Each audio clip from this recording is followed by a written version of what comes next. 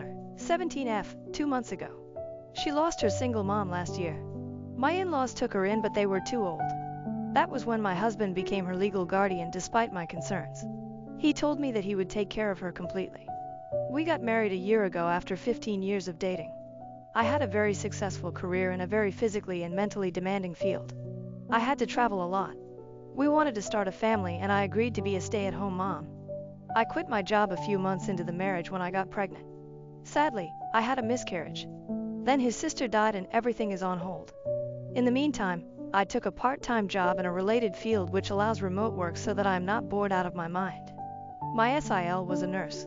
She quit her job to take care of her daughter full-time. Her daughter has a variety of issues including nonverbal autism, a series of development disorders like dyslexia and severe sensory issues. My husband says that he does most of the work, but he doesn't. Since I am working from home part-time, most of the caretaking falls to me. She gets angry and has meltdowns all the time.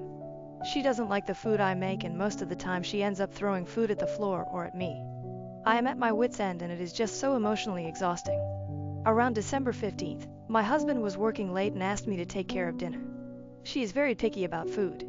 The slightest change in texture or taste from what she is used to can cause a meltdown. She threw the plate at my feet and I ended up bleeding. At that point, I called my husband and asked him to be home ASAP.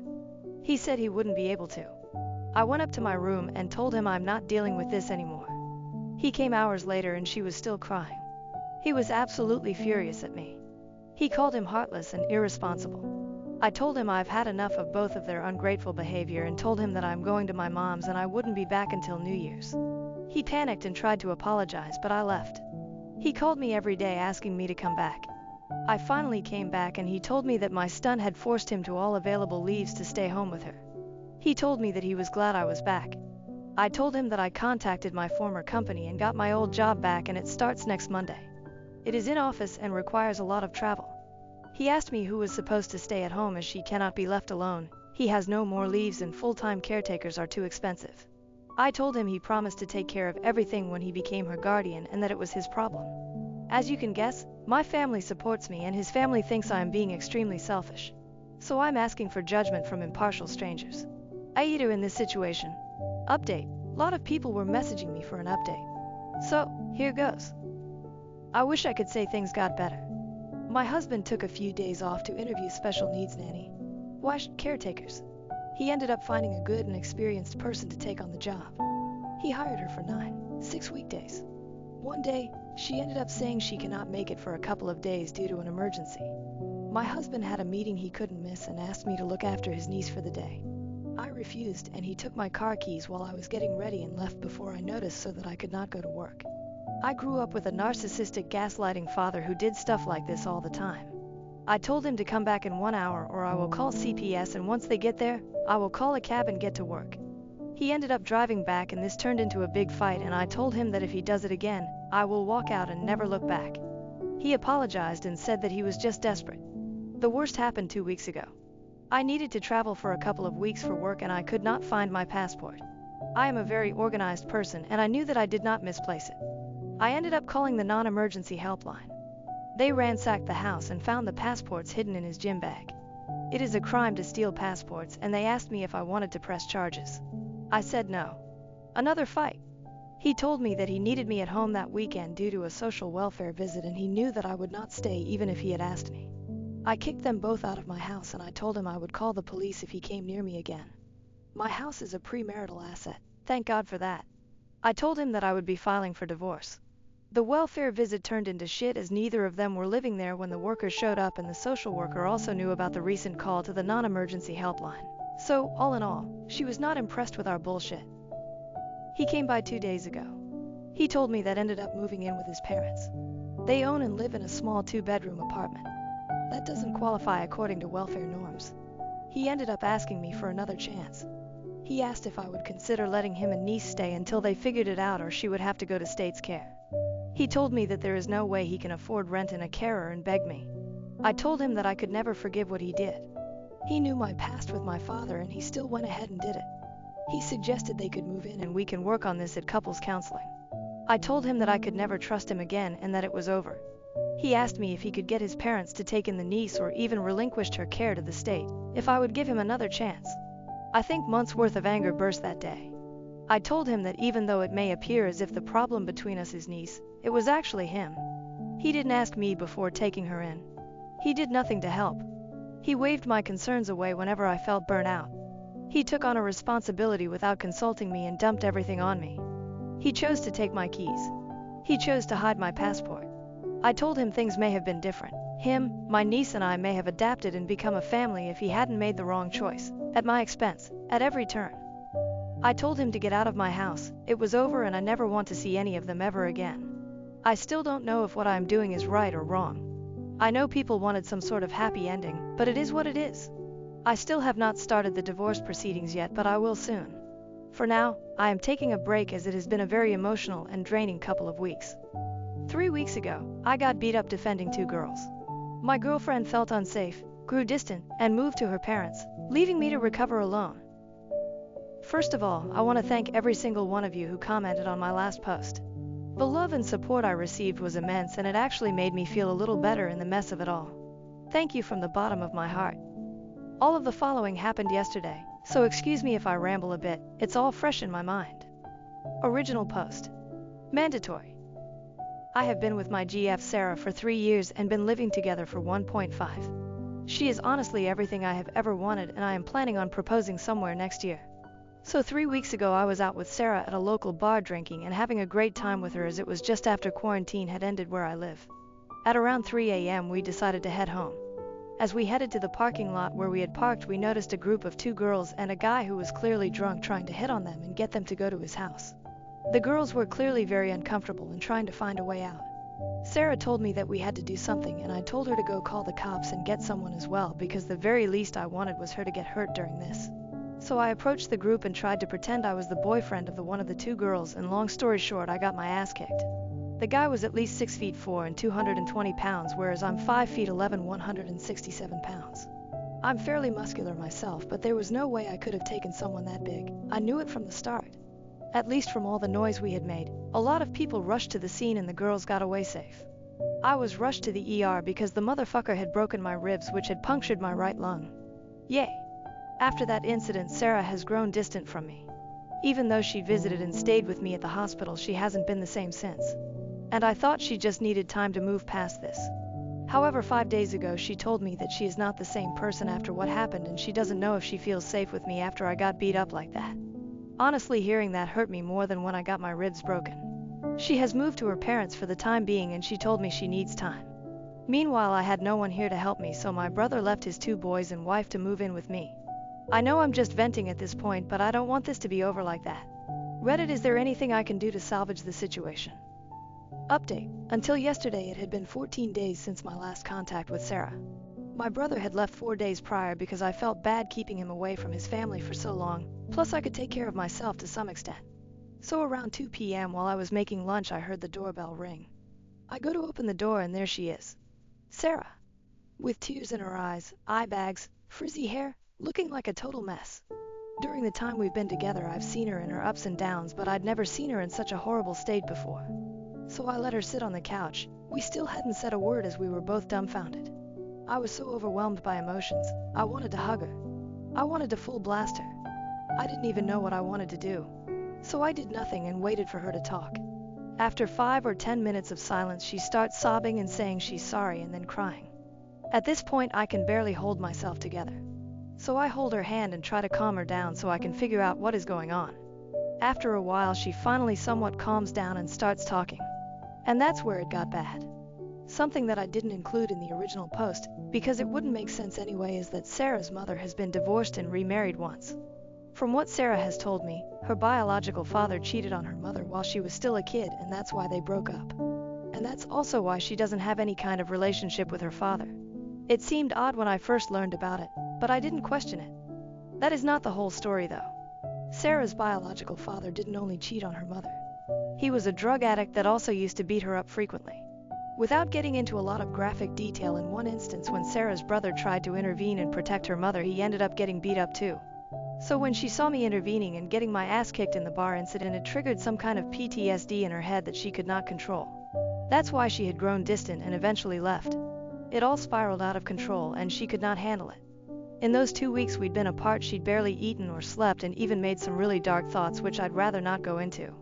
She told me as a horrible girlfriend for leaving me alone in my condition and that she doesn't expect us to be together again after that, which I told her isn't the case.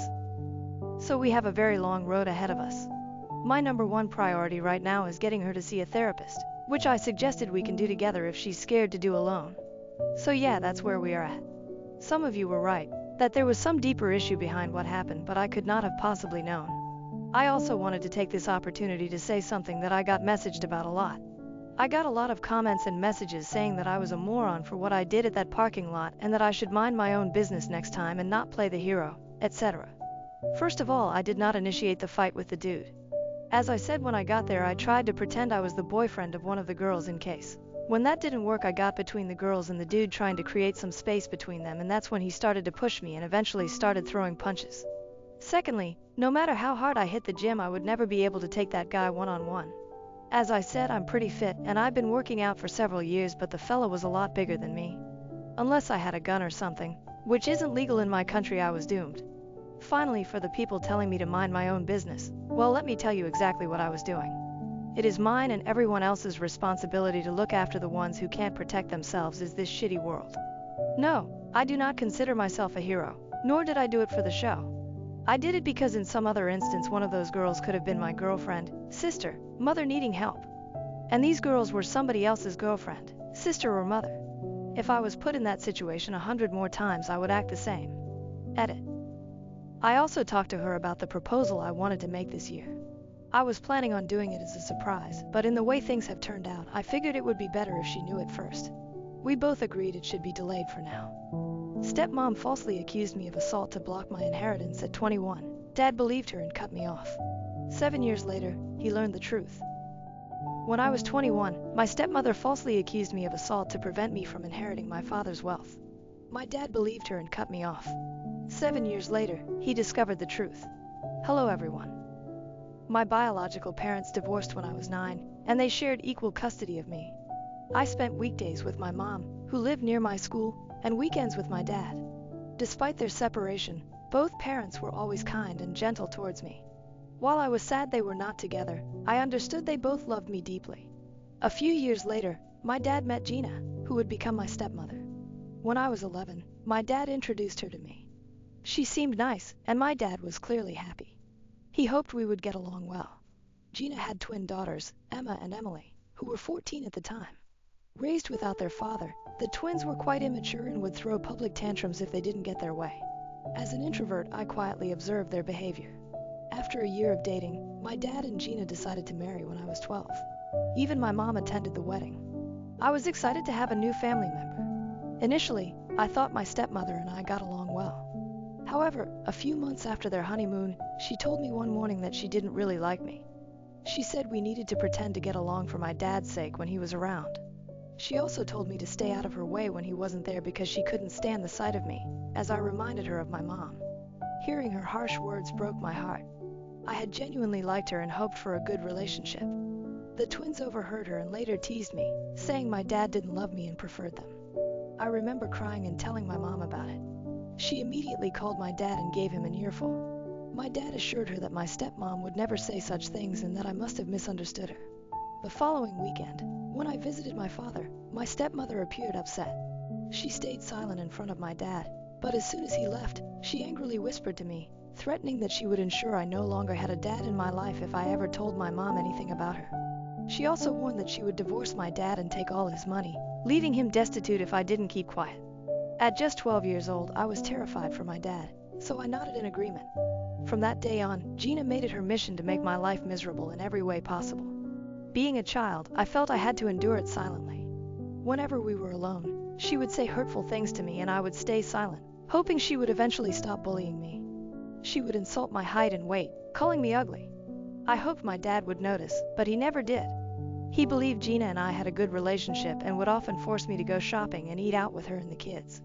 She would use my dad's card to pay for our meals but wouldn't let me eat anything substantial at the restaurant. I was only allowed to have soup or dessert, no main course. I would sit there miserably, watching them finish their meals while crying quietly. I would return home hungry and she would force me to go to bed without eating.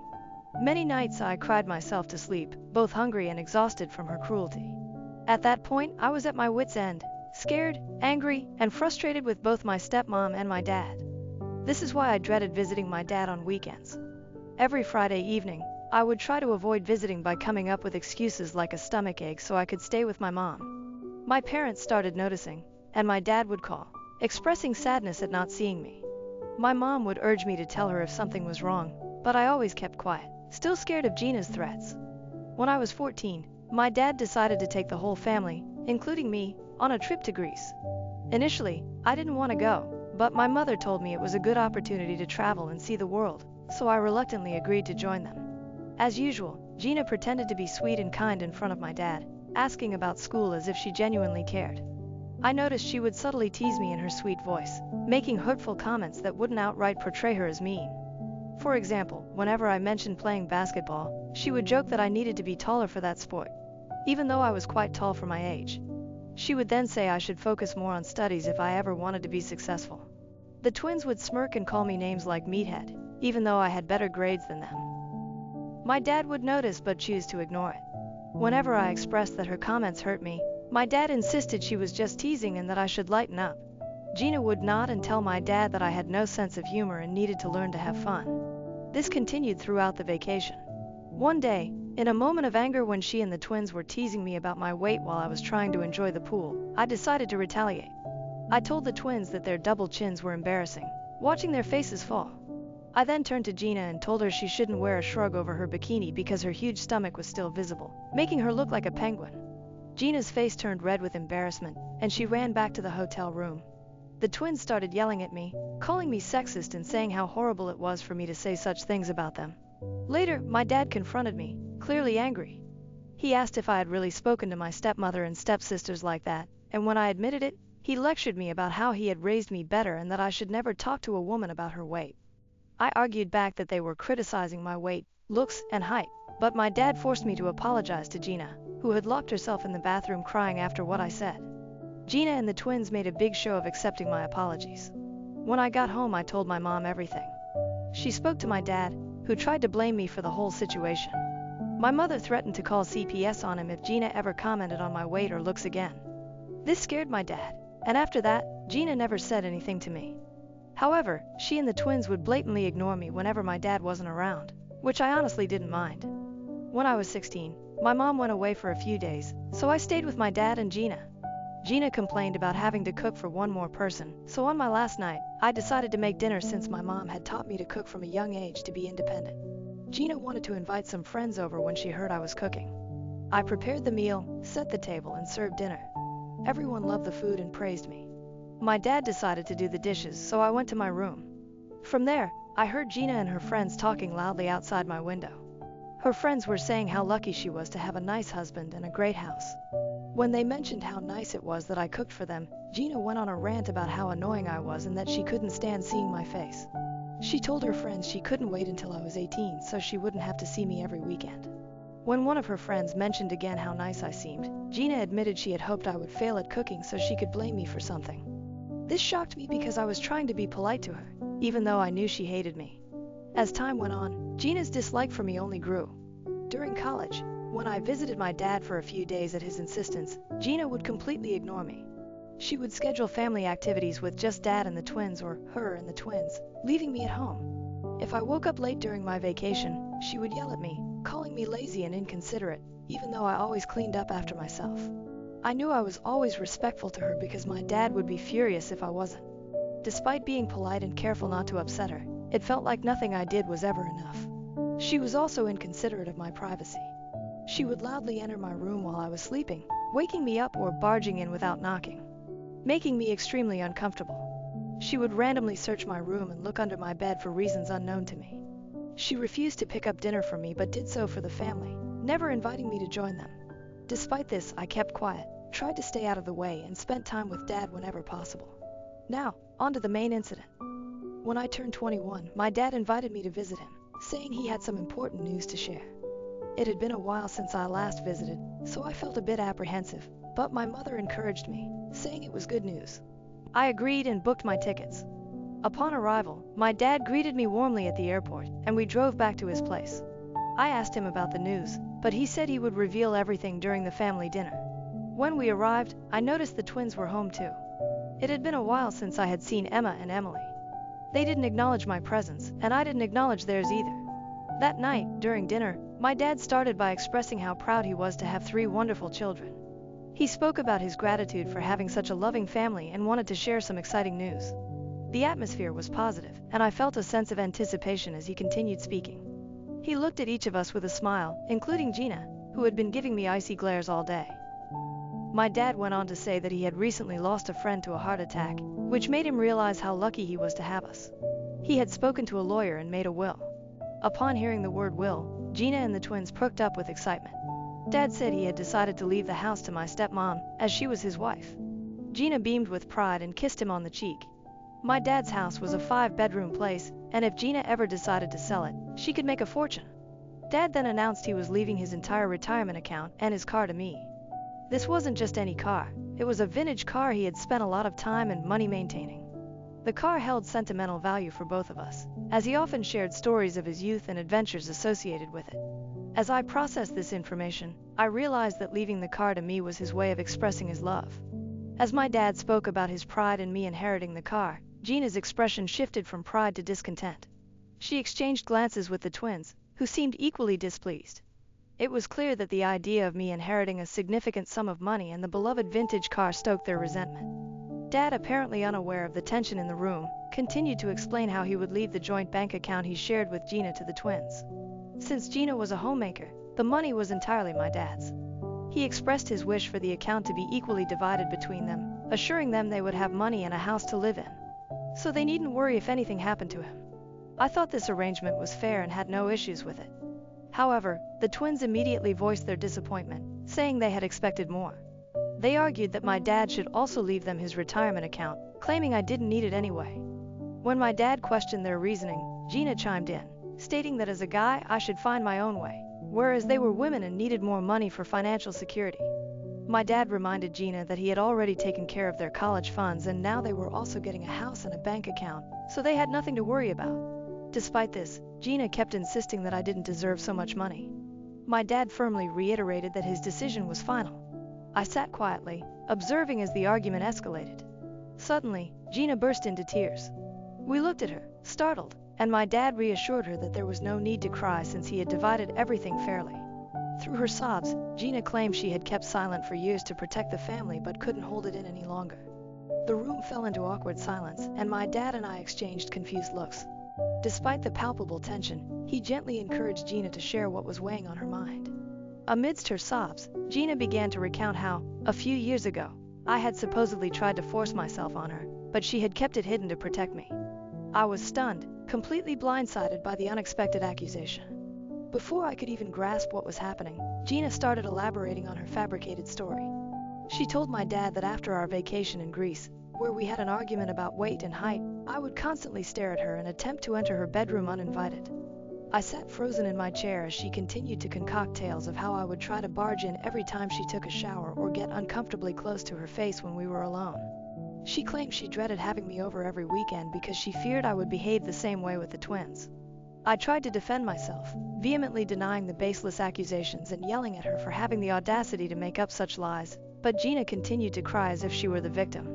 She went on about how, as I grew older, I made her increasingly uncomfortable and, on one occasion when we were alone, I allegedly tried to force myself on her.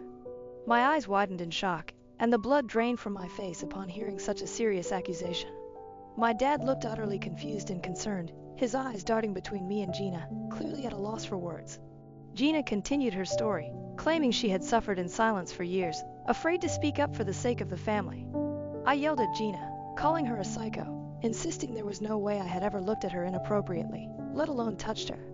Gina yelled back that she was done keeping her silence and needed to expose a monster like me.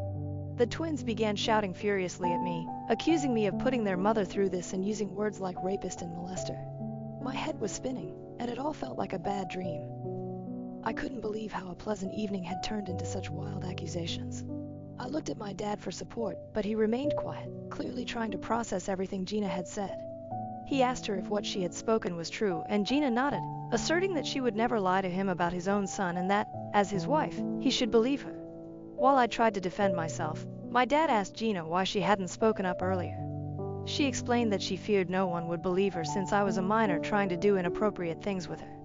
As a stepmother who had married my dad, she felt people would dismiss her words. She claimed she had to bear this silently to protect the family. I was crying at this point, begging my dad not to believe her. I never imagined Gina could fabricate such atrocious lies, especially after what she had put me through over the years. Unfortunately, Gina's manipulation had strained my relationship with my dad, and he seemed torn between trusting me and believing his wife. The twins, influenced by their mother's narrative, supported Gina's false accusations and yelled at me to leave their house. I yelled back that it was my dad's place and they shouldn't believe their mother's lies. My dad, amidst the chaos, looked up at me and told me to leave the house until the matter was resolved. It felt like a punch to the gut. Being rejected by my own father, who chose to believe his second wife over me, left me hurt, confused, and betrayed. I packed my belongings and left the home I once thought was mine. I flew straight to my mother, who was shocked to see me at her doorstep. When I told her everything, she was furious and ready to confront my stepmom. But I asked her not to, knowing how unpredictable and dangerous Gina could be. If Gina could concoct such wild lies to get me kicked out of my dad's house because she was upset about the inheritance, she could do much more to ruin my life. I couldn't risk having her in my life any longer, which is why I decided to cut off my dad permanently. Since he chose to believe her, he didn't deserve to have me in his life. Later, my mom told me that my dad called her to express his shame in having a son like me and declared he wanted nothing to do with me. Despite her attempts to defend me, it was in vain. My dad's side of the family, convinced by Gina's story, also attacked my mom, accusing her of raising a pervert. I can't even begin to fathom the pain my mom felt hearing such words about her son. The damage was done, and Gina had won. I wish I could say my life improved after cutting her off, but it didn't. Gina and the twins continued bombarding me with vile text messages, threatening that I should stay away from my dad forever. It got so bad that I had to change my number to escape them. Even after that, things didn't get better. Gina's actions left me terrified of being around any woman, fearing I would be falsely accused again and lose my job and career. I was scared to meet anyone or go on dates. Throughout this ordeal, my mom stood by me and believed me. I went through severe depressive and suicidal episodes, and my mom flew in to live with me for a couple of months to make sure I was all right. Slowly, my mental health improved, and I started to rebuild my life. Eventually, I met a wonderful woman named Mara, who brought joy back into my life. She has completely changed my life and my mom adores her. Mara and my mom mean everything to me, and thanks to them I continue to live my life with purpose. Just a week ago I received a call from an unknown number. Thinking it might be Amazon, I answered. To my shock, it was my dad. I was stunned to hear his voice after nearly 7 years. He sounded old. When I asked how he got my new number, he dodged the question and asked if I was doing okay. I remained silent and then told him not to bother me again since I had nothing to say to him. That's when my dad broke down and started crying. He begged for my forgiveness, admitting how wrong he was to abandon his own son. My curiosity was piqued, so I waited for him to explain. My dad then revealed that Gina had been cheating on him with his best friend for years.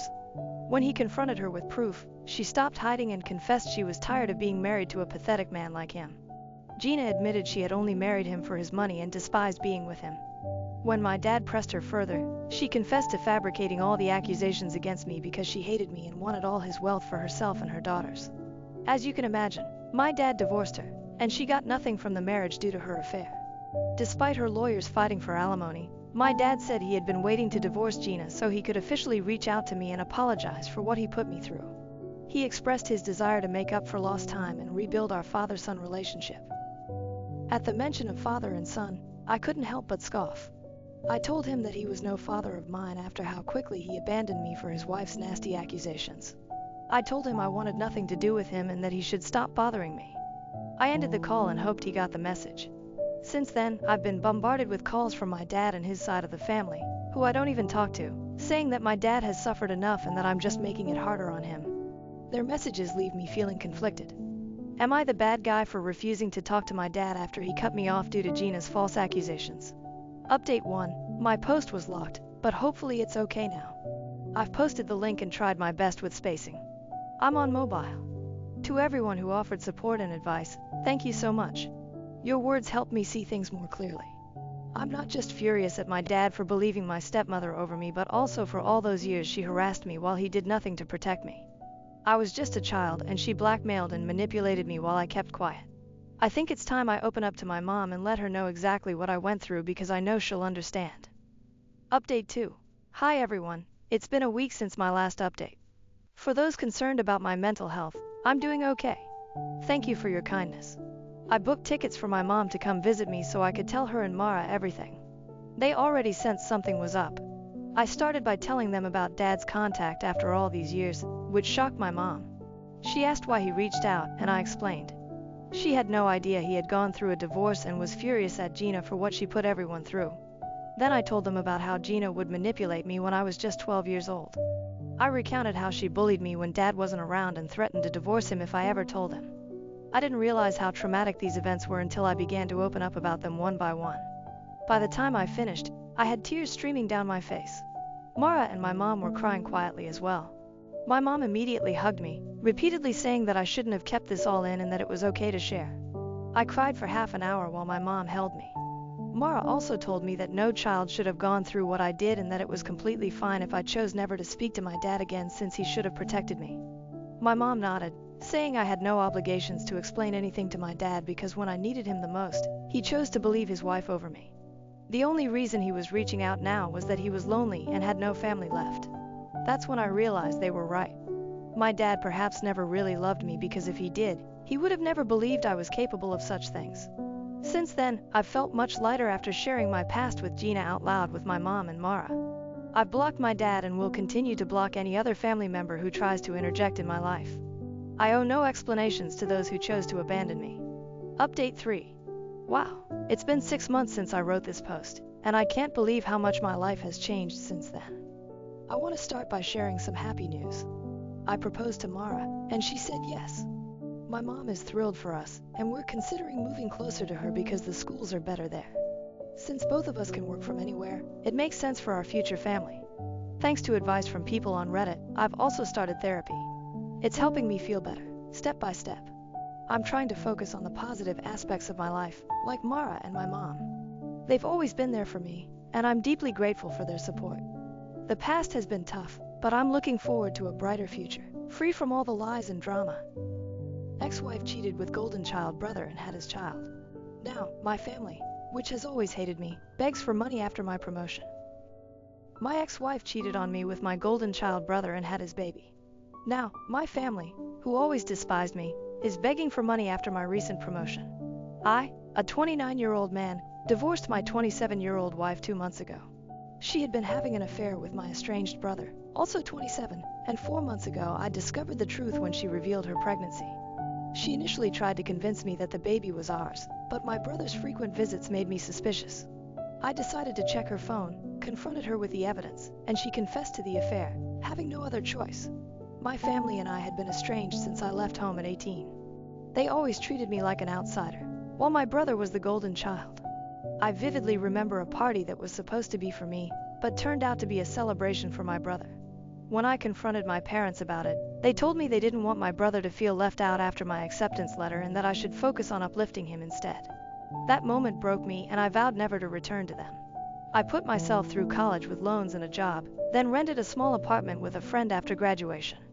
I never spoke to my parents during this time, and they didn't reach out to me either. Last year, my brother contacted me online, asking if I wanted to reconnect with him and our parents, who supposedly missed me. A lot had changed since I left home, including my marriage to my ex-wife 2 years ago. Despite my comfortable life, I hadn't moved on from my family's past treatment, so I agreed to meet them. Our initial reunion was awkward and uncomfortable, but they seemed to be making an effort to mend our relationship, so I felt obliged to reciprocate. I invited them to my home, which turned out to be my first mistake, as it introduced my brother to my ex.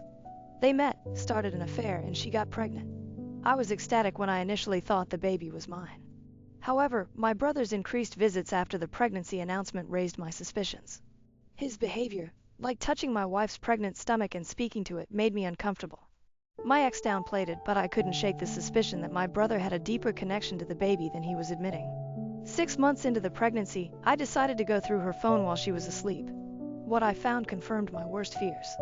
The text between my ex and my brother proved that the baby was actually his, and they had been together for quite some time. My ex had no intention of ever letting me know the baby wasn't mine. She and my brother planned to tell me about the affair after the baby was born, then she would divorce me and get together with my brother. They intended to live off the fortune from the child support I'd be paying. The next morning, I confronted her about the text. Although she tried to deny it at first, she eventually confessed. That marked the end of our 2-year marriage. Naturally, my parents sided with my brother and my ex. All their talk about us being equally important to them were just empty words. When my ex and my brother announced our divorce on social media and her decision to marry him, my entire family fully supported their decision. Nobody cared that they had destroyed my mental health and broken my trust. My ex had lied to me for 6 months, making me believe the baby was mine. It felt like I had lost not just my wife, but also my child, and it hurt immensely. My parents told me that this was for the best and refused to acknowledge that my brother had wronged me. They even suggested that I should be happy for my ex and brother and join the celebrations. Once again, I cut them out of my life, which complicated my divorce. My ex-wife walked away with a huge settlement sum in my car, all because my family sided with her during the divorce proceedings since she was with my brother now. She and her lawyer fabricated a story about how I was toxic and controlling, and how I had forced her to quit her job, even though it was her own choice. My family backed up their claims, saying they had cut me off because of my misogynistic attitude and temper tantrums. With the evidence stacked against me, I lost a lot of money in the divorce, but thankfully, I got to keep the house. When the divorce was finalized, I was just relieved that I was done with this mess and wouldn't have to deal with these horrible people ever again. Fortunately, there's no waiting period for a divorce where I live and my ex-wife didn't contest it, so I was able to wrap it up quickly and move on with my life. It was tough to forget everything, but I immersed myself in work and pushed myself to improve, hoping to move on from this nasty episode as quickly as possible. That paid off, as I got a promotion with a better position, higher salary, and a better company car. The works basically. I couldn't have been happier, so I decided to treat myself to a solo dinner at one of my favorite restaurants.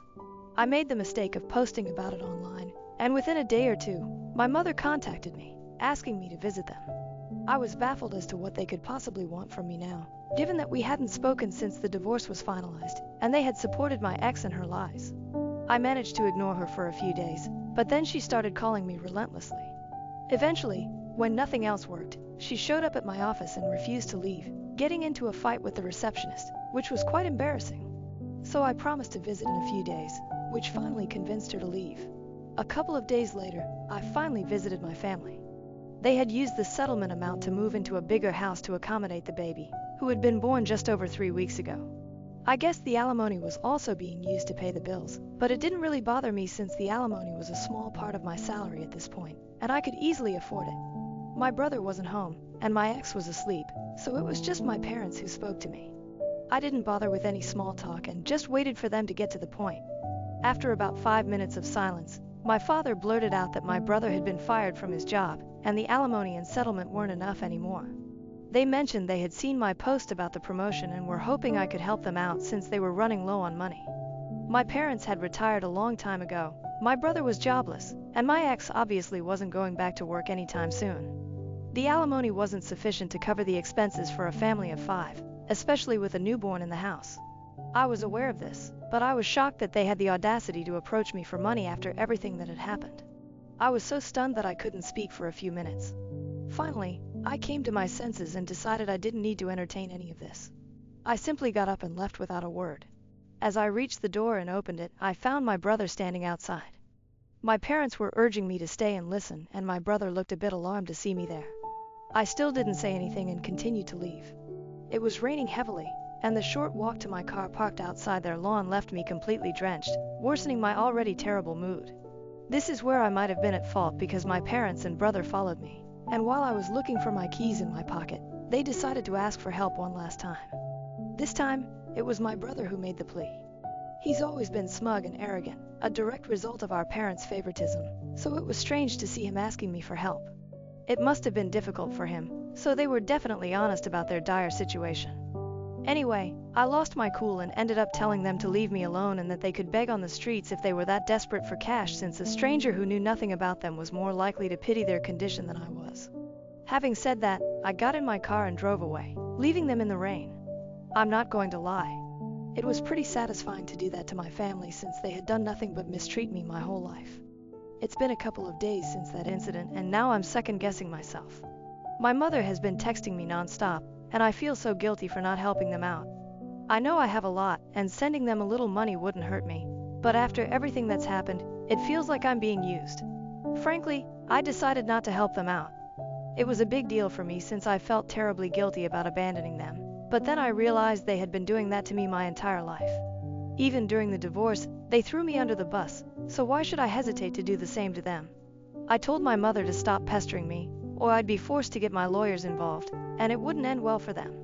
Naturally, that irked them, so my brother showed up at my house a few days ago to talk.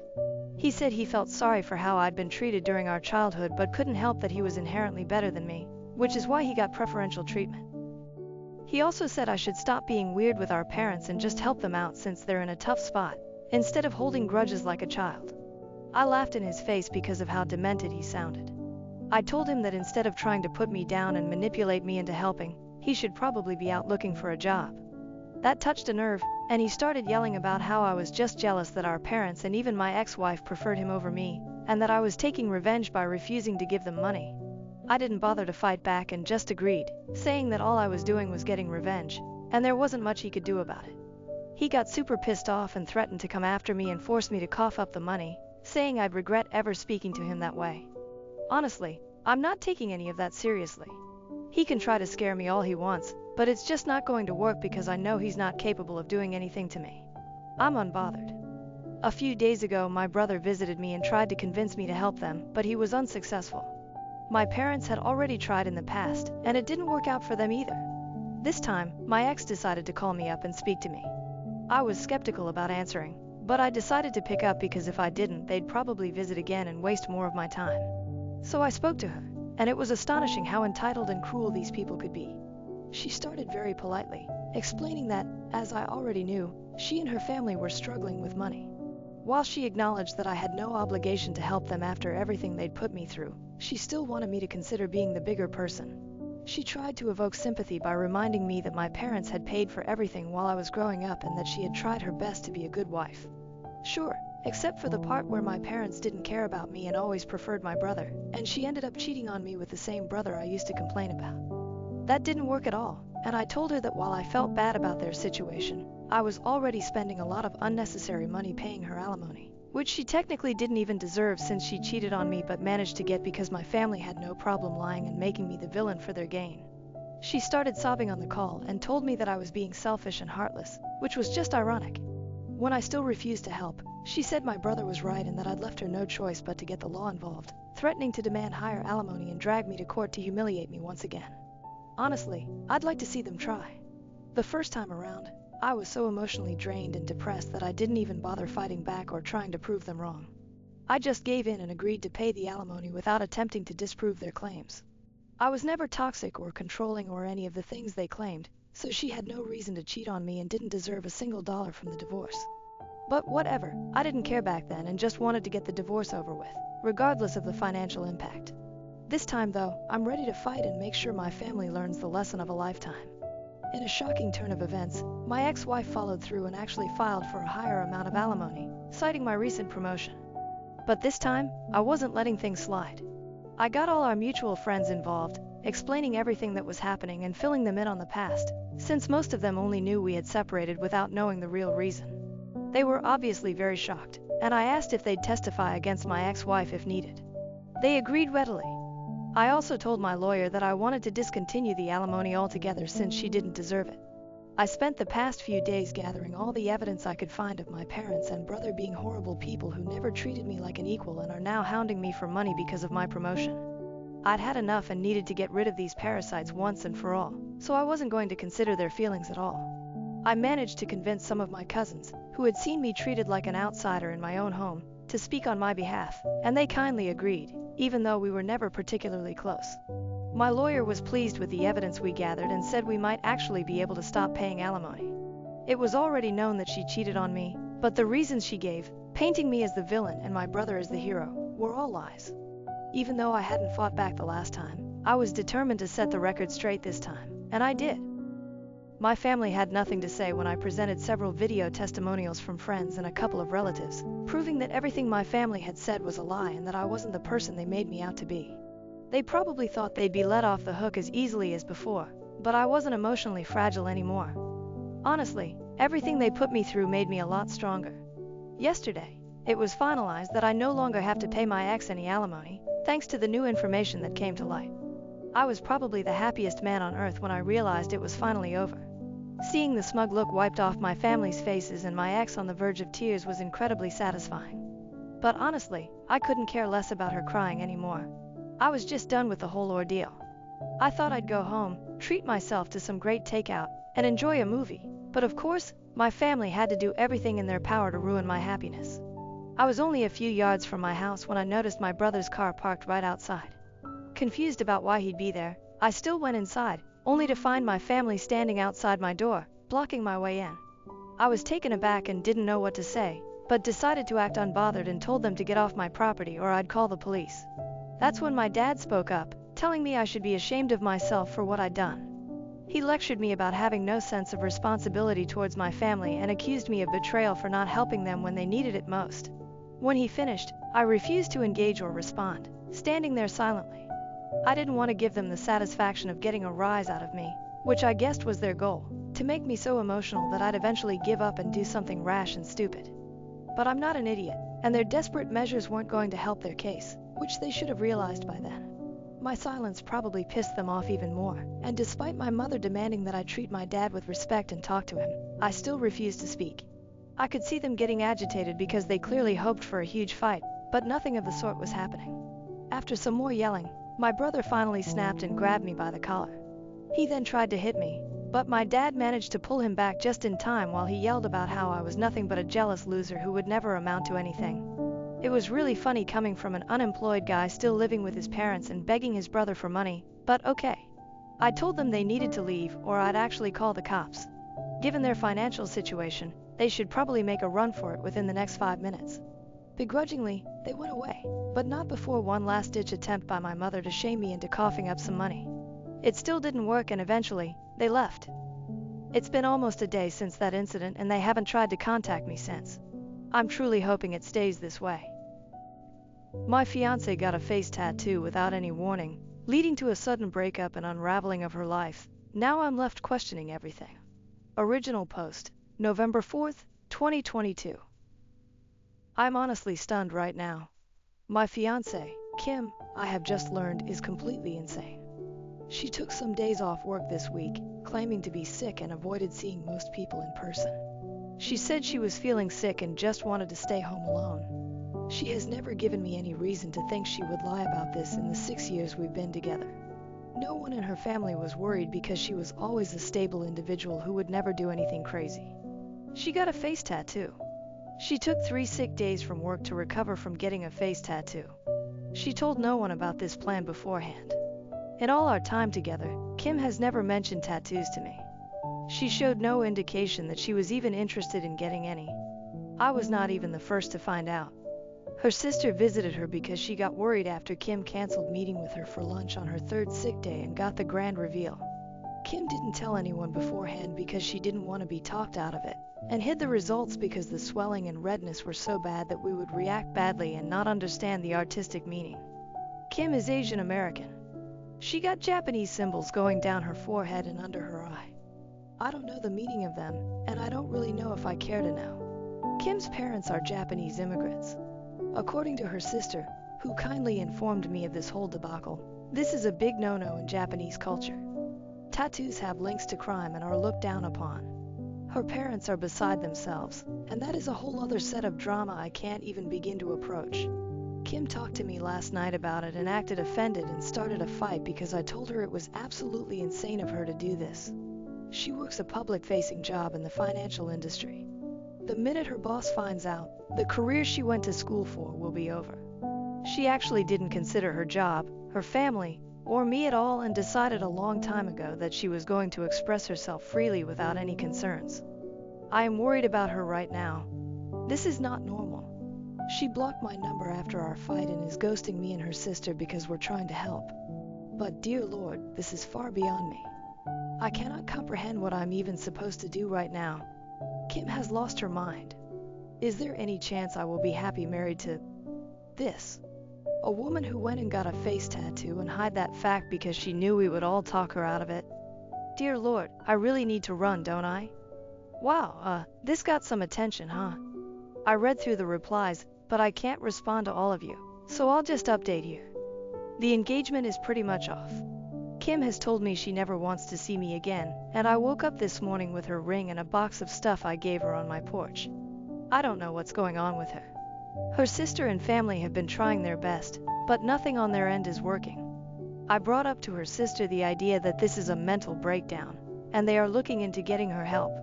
It's painfully slow, considering Kim is not responding to anything and is refusing to talk to anyone. I really don't know what to say here, I guess. To answer some questions, Kim is 29, and I'm 28. In the 7 years I've known her, she has never acted like this at all. She had a good relationship with her parents, and while they were a bit overbearing at times, they supported her in going to college and getting a career rather than starting a family. From what I've gathered, they probably would have been fine with any tattoo she got as long as it was not on her face, neck, or hands. Even then, this kind of behavior is as far from Kim as I could have imagined. She just lost her mind out of nowhere. It's not like I can do anything about it either. She's blocked my number and does not want to see me. I'm just at a loss for words. One day I'm engaged, and the next I'm not, and my ex has a face tattoo. Update. 8 months later, July 27th, 2023. About 9 months ago, my ex-fiancée, Kim, got a face tattoo without telling anyone. This was just the beginning of her doing everything she could to ruin her life. She broke up with me and called off our 7-year relationship when I questioned why she did this. She worked in a client-facing job for a large financial institution and was let go within a month of showing up for work with the tattoo. I kept in contact with Kim's sister, hoping for some news. They tried to get her help, thinking she was having some kind of psychotic break. However, Kim eventually called the police on her own family, claiming they were harassing her. After that, I decided to just walk away. Kim didn't just destroy her own life. When she broke up with me, I felt numb. I knew this wasn't Kim doing this. I wanted to believe deep down that Kim was always like this. Always this impulsive crazy who would ruin her life by getting a face tattoo. I tried to convince myself that I had not lost a wonderful woman who I had spent 7 years of my life with. However, the person who made these choices was not Kim. The woman who told me over the phone she hated my guts for not supporting her. The woman who wrote she hated me and only ever stayed with me out of pity. That was not the woman I asked to marry. That was not Kim. That was someone who I came to find out was having a mental breakdown. That resulted in months of bad decisions that will affect the rest of her life. The day I walked away and told her sister I could not deal with it anymore was the worst day of my life. It hit me like a train. The numbness and denial of what I lost hit me all at once. I almost quit my own job and moved back home to my parents. I can only thank my boss for being so understanding that she let me take 4 weeks off to deal with what happened. She and the rest of my team went far beyond what should ever be expected of coworkers and management. It makes me realize how close I was to leaving a job I actually enjoy. I never moved on from Kim, but I came to accept what had happened. I thought I was okay until 2 weeks ago. I got a call from Kim. She had blocked my number and done everything she could to remove me from her life. My mind just blanked when I saw it was her calling. I picked up, and it was actually her. We didn't talk. I did not know what to say to her. We decided she would come over to my place, and we talked. The tattoo is still there, but she's covering it up now with makeup. She says when she has the funds she's going to look into getting it removed if possible. She had lost a lot of weight since I last saw her. She's not been able to find a new job. She'll probably need to move to a new city for that. She wasn't the Kim I had fallen in love with. She was like a shell of her. Something just wasn't there anymore that used to be. Kim told me what had happened. The year leading up to the tattoo was awful for her. The stress of everything seemed to pile up more and more. I'll respect her and keep much of what she told me secret. However, the thing that is important is that she secretly started doing methamphetamines to keep her performance up at work and to deal with everything. And one day, she just out of nowhere decided she hated everything about her life. She explained why at the time she wanted the tattoo. It doesn't really make much sense, but a lot of what she was thinking at the time didn't. And from there, she just lost control of everything. I won't talk about what happened after she disappeared, but it is not pretty. There are things she did that will follow her for the rest of her life. It explained a lot, but it did not make things any better. We talked for nearly the entire night. She didn't leave my place till almost 4 a.m. Since then, she said that she wants to try and get back together with me. She admitted she knows things cannot be the same. Yet, she wants to try. I haven't talked to anyone about what I'm about to say yet. I've held off on talking to Kim about it because it feels selfish. But there's something about the way Kim acts about the way it affected my life that irks me. When we talked that night, she said that I was lucky she cut me off. I was lucky I didn't get put through any of this. I was lucky that my crazy ex wasn't at my door screaming or showing up to my work and causing a scene. She acts like my life wasn't affected at all. I told her what happened after she left. How much it hurt. How I almost quit my job and moved across the country. Her response was dismissive. Like because I didn't go through with that I don't get to complain. She acted like because I was not the one with the tattoo on her face, I don't get to act like it had long-lasting effects on me. She didn't even apologize for the explicit and hateful note she left with my things when she returned them. Or for the phone call where she called me a manipulative, selfish asshole who only wanted her for her body. Or even just for breaking up with me. She knows she was wrong to do it, but it's almost as if she's acting like because she had a breakdown, I can't hold her accountable for what she did to me because it wasn't long-lasting. I texted her last night, saying how hard it was for me when she left. She ignored it entirely and tried to move on. No acknowledgement at all. I don't know why, but it hurt me. It hurt me so much. I feel like I did back when all those emotions finally hit me after she left. I wish she had just never come back into my life now. I wish I didn't know what happened. I wish I hadn't picked up the call, because it hurts. But a part of me feels like I'm being selfish or complaining too much. That I don't get to feel this way, because I'm not the one who had the mental breakdown. New update. My ex died of a drug overdose. June 13, 2024. 1 year after the first update, I learned yesterday that my ex, Kim, died of a drug overdose on Sunday. I'm still processing the news, I guess. We broke up 2 years ago after Kim got a face tattoo out of nowhere. I have some other posts on this account about that, if you want the full story. Kim reappeared in my life about a year ago after breaking up with me and essentially becoming a ghost. She wanted to get back together with me, and I stupidly considered it and let her get a foot in the door. She claimed she was clean, but she wasn't. It was obvious she was still using meth, and my guess is she was still using fentanyl. After I finally declined to get back together with her, she slashed my tires after causing a scene at my office. Luckily, she's been out of my life for about 6 months now after a cop put the fear of God in her after she broke the restraining order. I haven't heard much about Kim since then, thankfully. Last I heard, she was wanted on a warrant and was lying low across state lines. Yesterday, Kim's sister called me to let me know she was found dead on Sunday morning. She wanted me to hear it from her instead of through the grapevine. I appreciate it.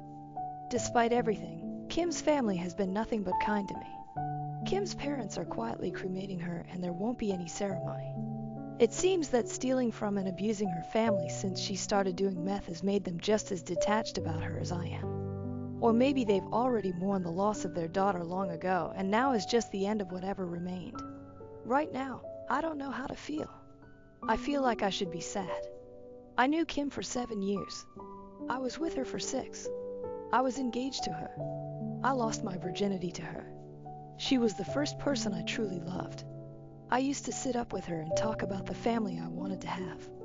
I wanted Kim to be the mother of my kids. She sat up with me as I cried when I heard the news of my mother's death. At one point in my life, she was the most important thing in the world to me. And I don't feel anything. When Kim left me, I was devastated. When she came back into my life, she made me feel a combination of emotions I can't even describe. And now, hearing the news that she's dead, I don't feel anything. I don't feel numb. I'm not in shock. I just am lacking any emotion toward this event at all.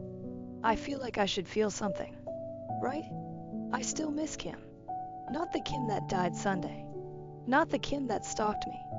But the Kim I met. The Kim I fell in love with. The Kim that died when she started to do meth. I still feel sad when I think about her. But knowing this other Kim is dead just makes me feel nothing. Highlighted comments. One user reflected on the long road to recovery, noting how others can be hurt along the way, even if they never use the drug themselves. They expressed hope that the OP gets a good therapist and suggested doing something small and symbolic to honor the person he once knew and loved. Mental health and addiction are no jokes. Both require immense effort and hard work to make any progress. Another commenter found the story incredibly sad, expressing sympathy for Kim, OP, and Kim's family. They weren't surprised that drugs were involved but lamented the fact that Kim felt she had to turn to them to cope. They also wished OP well and hoped he was doing okay. One person shared a personal experience, comparing it to their own thoughts about either meth or bipolar disorder. They mentioned a bipolar friend who had gotten questionable tattoos while manic. They found the story heartbreaking and empathized with everyone involved, noting that we never know what's happening behind the scenes. They related to OP's feelings, recalling an ex who ended up addicted to uppers and was no longer the person they once knew. Another user expressed fear about the possibility of someone important in their life suddenly changing completely without warning. They couldn't imagine losing a friend of 6 years this way, let alone a fiancé. Stories like this terrify them. Finally, one commenter shared their fear of trying drugs, worried about who they might become. They mentioned seeing firsthand how even marijuana could exacerbate anxiety and how drug use can sometimes treat, worsen, or even cause mental illness. Coming from a family with a history of mental illness, they preferred not to find out what might happen to them under the influence.